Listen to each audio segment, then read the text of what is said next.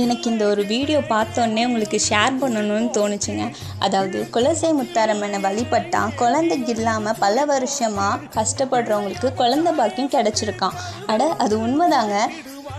எனக்கு தெரிஞ்ச ஒரு அங்கிள் கல்யாணம் ஆகி 6 வருஷமாக குழந்தை இல்லாமல் இருந்தாங்க. ஒரு நாள் எங்கள் வீட்டில் காளி பூஜை வச்சாங்க.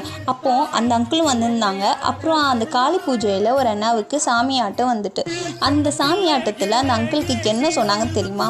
அடுத்த வருஷம் கையில் ஒரு குழந்தைக்கு இருக்கும்பா அப்படின்னு சொன்னாங்க. அப்போ அவர் அந்தளவுக்கு பெருசாக எதுவுமே நம்பலை.